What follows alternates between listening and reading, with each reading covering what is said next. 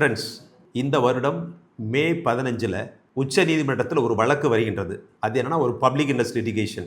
அதை யார் போட்டாங்க அப்படின்னா ஒரு ஆக்டிவிஸ்ட் போடுறார். அவர் என்ன சொல்றாருன்னா, டெல்லி ஹைகோர்ட் சீனியர் அட்வொகேட்ஸை இன்னும் டெசிக்னேட் பண்ணாமல் டிலே பண்ணிட்டு இருக்கிறாங்க. அதனால விரைவில் டெல்லி ஹைகோர்ட் சீனியர் அட்வொகேட்ஸை டெசிக்னேட் பண்ணணும் அப்படின்னு சொல்லி ஒரு ஆர்கியூமெண்ட். இந்த பப்ளிக் இன்ட்ரெஸ்ட் லிட்டிகேஷன் டிஸ்கஷனில் இருக்கிறப்போ உச்ச நீதிமன்றத்தில் அப்போ சீஃப் ஜஸ்டிஸ் ஆஃப் இந்தியா அவர்களுடைய பெஞ்சில் வருது. அப்போ அவர் என்ன சொல்கிறாருன்னா, ஒரு சில ஆக்டிவிஸ்ட் மற்றும் வேலை இல்லாதவர்கள் என்ன செய்கிறாங்கன்னா, இது போன்ற வழக்குகளை நடத்துகிறார்கள். தேவையில்லாமல் கோர்ட்டினுடைய டைமை வேஸ்ட் பண்ணுறாங்க. மற்றபடி அவங்க காக்ரோச்சஸ் மாதிரி அப்படிங்கிற மாதிரி சொல்கிறார். இது ஒன்று தான் சொன்னார். உடனடியாக மே 16 அன்று அபிஜித் தீப்கே அப்படிங்கிற 31 வயது இளைஞர், அமெரிக்காவில் அந்த சமயத்தில் இருக்கார், ஆன்லைனில் அந்த எக்ஸ் ட்விட்டர்னு சொல்லுவோம் இல்லையா, அந்த எக்ஸ் ஹேண்டிலில் சிஜேபி அப்படின்னு ஃபார்ம் பண்ணுறார், காக்ரோச் ஜனதா பார்ட்டி அப்படின்னு. மே 16 உடனடியாக பல லட்சக்கணக்கான இளைஞர்கள் அதில் ஃபாலோவராக வர்றாங்க. ஒரே நாளில் 2 வாரத்துக்குள்ளே 2 கோடி நபர்களுக்கு மேல் ஃபாலோவர்ஸாக வந்துடுறாங்க. நிறைய பேர் என்ன சொன்னாங்க அப்படின்னா, அது பாகிஸ்தான்லேருந்து நிறைய நபர்கள் ஃபாலோ பண்ணுறாங்க அப்படிங்கிற மாதிரி கிரிட்டிசிசம் வந்துச்சு. இதை இதனுடைய ஃபவுண்டர் அபிஜித் தீப்கே மறுத்தார். உடனடியாக நம்முடைய அரசு இந்த எக்ஸ் ஹேண்டில் ரிமூவ் பண்ணிட்டாங்க, பேன் பண்ணிட்டாங்க. உடனடியாக ஒரு சில நாட்கள்லேயே மீண்டும் காக்ரோச் இஸ் பேக் அப்படின்னு சொல்லி ஒரு ஹேண்டில் அவங்க ஃபார்ம் பண்ணாங்க. அப்புறம் அங்கிருந்து ஒரு வெப்சைட் எல்லாம் ஃபார்ம் பண்ணார். இந்த ஆர்டிஃபிஷியல் இன்டெலிஜென்ஸை வச்சு ஒரு வெப்சைட் ஃபார்ம் பண்ணி அதில் இந்த இயக்கத்தினுடைய நோக்கம் என்ன அப்படிங்கிறதெல்லாம் சொன்னாங்க. அடிப்படையாக என்ன சொல்கிறாங்கன்னா, இளைஞர்கள் ஒரு காக்ரோச் மாதிரி, காக்ரோச்சஸ் அப்படின்னு சொன்னால் அந்த கரப்பான் பூச்சி எப்படியும் பிழைத்து கொள்ளும், சர்வை பண்ணிடும், எவ்வளோ பெரிய ஷாக்கையும் அப்சர்வ் பண்ணக்கூடிய எபிலிட்டி அந்த கரப்பான் பூச்சிக்கு இருக்குது. அதனால் வேலை இல்லாத பட்டதாரிகள் எல்லாருமே கரப்பான் பூச்சிகள் மாதிரி, அதே போன்று சோம்பேறிகளாக இருப்பவர்களும் கரப்பான் பூச்சிகள் தான் அப்படின்னு சொல்லி ஒரு சட்டேரிக்கல் அப்படின்னு சொல்லுவாங்க ஆங்கிலத்தில், ஒரு ஏளனமாக காக்ரோச் ஜனதா பார்ட்டி அப்படின்னு சொல்லி ஆரம்பித்தது. பல கோடிக்கணக்கான நபர்கள் ஃபாலோ பண்ண உடனே இது ஒரு இயக்கமாக மாறிவிட்ட காரணத்தினால இவர் என்ன பண்ணுறாருன்னா, பிரச்சாரத்தை பலமாக முடுக்குகின்றார். இவர் எடுத்த அந்த பிரச்சனை என்ன அப்படின்னா, அந்த பொருள் இந்தியாவில் அந்த நீட் எக்ஸாமில் குளறுபடி ஏற்பட்டுச்சு இல்லையா, அந்த லீக் ஆனதுனால மறுபடியும் எக்ஸாம் கண்டக்ட் பண்ணாங்க. அதனால் பல இளைஞர்கள் தற்கொலை பண்ணிட்டாங்க அப்படிங்கிற ஒரு இஷ்யூவை இவர் முன்னாடி எடுத்துகிட்டு அதை மையமாக வச்சு இந்த இயக்கத்தை நடத்துகிறார். உடனடியாக நம்முடைய சீஃப் ஜஸ்டிஸ் ஆஃப் இந்தியா என்ன சொல்கிறாருன்னா, நான் நம்முடைய இந்திய இளைஞர்களை மொத்தமாக நான் சொல்லலை, ஒரு சிலரை பற்றி தான் நான் குறிப்பிட்டேன் அப்படிங்கிற விளக்கத்தை தர்றாரு. இருந்தாலும் அதை மற்றவர்கள் ஒன்றும் பெருசாக எடுத்துக்கல. உண்மையில் சிஜே என்ன சொன்னார்னா, அந்த ஆக்டிவிஸ்ட் மற்றும் ஒரு சிலர் இந்த மாதிரி தேவையில்லாமல் பண்ணுறாங்க அப்படிங்கிறதுனால அந்த ஒரு ரிமார்க்ஸை அந்த சமயத்தில் சொன்னார். அவர் சொல்லியது ஒட்டுமொத்தமான இளைஞர் சமுதாயத்தை கிடையாது. இருந்தாலும் இதை ஒரு சான்ஸாக வச்சுட்டு இந்த இயக்கம் வலுப்பெற்றது.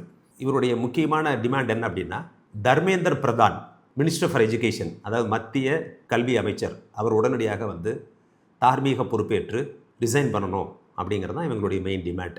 எதுக்காக தர்மேந்திர பிரதான் ரிசைன் பண்ணணும் அப்படின்னா, இந்த நீட் எக்ஸாம் சரியாக நடத்த முடியவில்லை, நம்முடைய எஜுகேஷன் டிபார்ட்மெண்ட், எஜுகேஷன் பாலிசி இதெல்லாம் தோல்வியில் முடிவடைந்து விட்டது, இதில் பல மாணவர்கள் தற்கொலை செய்து கொண்டார்கள், இதற்கு பொறுப்பேற்று அவர் பதவி விலக வேண்டும் அப்படிங்கிறது தான் ஒரு டிமாண்ட். அப்புறம் இந்த ஆன்லைன் பிரச்சாரம் ஒரு புறம் இருக்க, இவர் என்ன பண்ணார்னா, டெல்லிக்கு வந்தார். அப்புறம் ராஜஸ்தான் இது போன்ற பல்வேறு நகரங்களுக்கெல்லாம் போனார். போய் போராட்டம் நடத்தினார். ராஜஸ்தான் நினைக்கிறேன், அங்கே போராட்டம் நடத்துகிறப்ப ஒரு சில இளைஞர்கள் இவரை தாக்கிய நிகழ்ச்சியை நீங்கள் வீடியோவில் பார்த்துருப்பீங்க. சரி, இந்த அபிஜித் தீப்கே யார்? இவருக்கு வயசு 31 தான். இவர் அவுரங்காபாத்தில் மகாராஷ்டிரா மாநிலத்தில் பிறந்தவர். புனேயில் ஜேர்னலிசம் படிக்கிறாரு. அதற்கு பின்னாடி ஆம் ஆத்மி பார்ட்டி அதனுடைய சோசியல் மீடியா ஹேண்டில் அதில் ஒர்க் பண்ணிகிட்ருக்காரு. அப்புறம் ஆம் ஆத்மி பார்ட்டி பதவிக்கு வந்த பின்பு எஜுகேஷனல் டிபார்ட்மெண்ட்டில் ஒரு கன்சல்டண்ட்டாக இருக்கார்.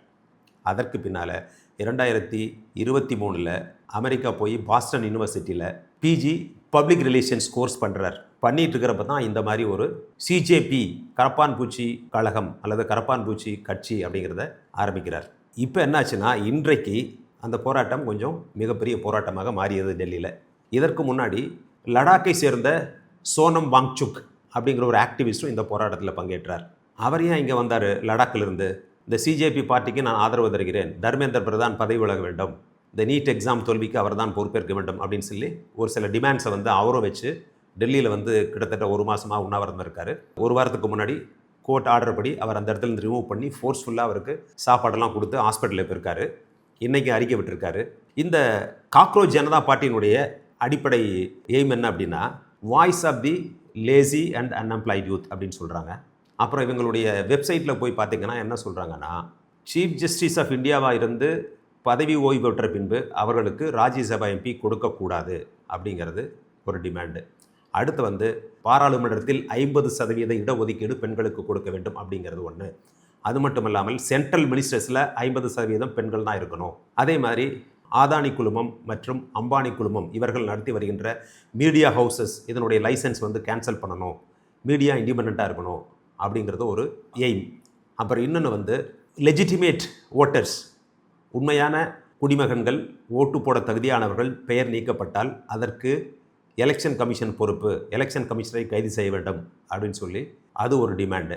அப்புறம் கட்சி மாறுபவர்கள் யாராக இருந்தாலும், இப்போ ஒரு பதவியில் எம்பியாக இருக்காங்க, எம்எல்ஏ இருக்காங்கன்னா, அவங்க கட்சி மாறி போயிட்டாங்கன்னா அவர்கள் 20 வருடம் மீண்டும் தேர்தலில் நிற்கக்கூடாது.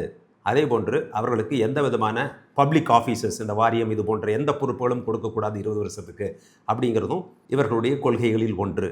இப்படி இந்த கொள்கைகளை வைத்துக்கொண்டு இவர்கள் போராடி கொண்டிருக்கின்றார்கள். இன்றைக்கி என்ன நடந்தது அப்படின்னா, டெல்லியில் தர்மேந்தர் பிரதான் பதவி விலக வேண்டும், எங்களுடன் பேச்சுவார்த்தை நடத்த வேண்டும் அப்படின்னு சொல்லிட்டு கிட்டத்தட்ட ஒரு 15,000 நபர்கள் அதிகாரப்பூர்வமாக சொல்லப்படுகின்றது. இந்த 15,000 நபர்கள் குறிப்பிடும்படியாக எல்லோருமே இளைஞர்கள். இவர்கள் என்ன பண்ணாங்கன்னா, நாங்கள் பாராளுமன்றத்தை நோக்கி செல்வோம், இந்திய குடியரசுத் தலைவர் இல்லத்திற்கு செல்வோம் அப்படின்னு சொல்லி போராட்டம் நடத்தினாங்க. இந்த போராட்டத்தில் வந்து கண்ணீர் புகை வீச்சு நடந்துச்சு. தடியடி பிரயோகம்லாம் செய்ய முயற்சி செய்தார்கள். ஆனால் அங்கே இருந்த காவல்துறை தடுத்து விட்டது. ஏன்னா அவங்க ரொம்ப கேர்ஃபுல்லாக இருக்காங்க. இந்த மாதிரி சமயத்தில் போராட்டக்காரர்களுக்கு எதுவும் ஆகிவிடக்கூடாது, அப்படி ஆகிவிட்டால் நிச்சயமாக இது திசை திருப்பப்படும் அப்படிங்கிறதுனால அந்த துணை பாதுகாப்பு படையினர் ஒரு சிலர் லத்தியை வச்சு அடித்த பொழுது இந்த லோக்கல் டெல்லி போலீஸ் வந்து அடிக்கக்கூடாது என்று கண்ணீர் புகை இதெல்லாம் நடத்தினாங்க. ஆனால் தடியடி பிரயோகம் நடந்ததாகவும் போராட்டக்காரர்கள் கல்வீசி தாக்கியதாகவும் தகவல் மீடியாவில் சொல்கிறாங்க. இருந்தாலும் இப்பொழுது போராட்டம் கைவிடப்பட்டு இந்த சிஜேபி பார்ட்டியின் சார்பாக ஒரு குழு சென்று ஜேபி நட்டா அவர்களை பார்த்தது. அவங்க 3 டிமாண்ட் வச்சுருக்காங்க இந்த சிஜேபி பார்ட்டி. என்ன அப்படின்னு சொன்னால், தர்மேந்தர் பிரதான் அவர்கள் பதவி விலக வேண்டும், அடுத்து தற்கொலை செய்த மாணவர்களுக்கு 1 கோடி ரூபாய் நஷ்டஈடு வழங்க வேண்டும், 3வது சோனம் வாங்சுக் உடனடியாக விடுதலை செய்யப்பட வேண்டும். இந்த 3 டிமாண்டை தான் இப்பொழுது வச்சுருக்கிறாங்க. அது மட்டும் இல்லாமல் இந்த சிஜேபி பார்ட்டியினர் என்ன சொல்கிறாங்கன்னா, எங்களுடைய பார்ட்டியில் நாங்கள் வேறு கட்சிக்காரங்களெல்லாம் அலோவ் பண்ண மாட்டோம், இது முழுக்க முழுக்க ஜென்சி அவர்களை கொண்டது தான் இந்த இயக்கம், அவர்கள் வேறு யாரையும் இந்த இயக்கத்தில் விடமாட்டார்கள் அப்படின்னு அவங்க சொல்லியிருக்காங்க. அதே சமயத்தில் இன்றைக்கு அகிலேஷ் யாதவ் இவர் இந்த போராட்டத்திற்கு ஆதரவு தெரிவித்து அந்த போராட்டத்தில் கலந்து கொள்ள முயற்சி செய்தார். அப்பொழுது இவர் கைது செய்யப்பட்டார். பல்வேறு அரசியல் கட்சி தலைவர்களும் இதில் பங்கேற்கவும் ஆதரவு தருவதற்கும் தயாராக இருக்கின்றார்கள். இப்படி ஒரு நிலைமையில் இன்றைக்கு டெல்லியில் வந்து இதை மிகவும் திறமையாக இந்த போராட்டத்தை கையாண்டிருக்கின்றார்கள்.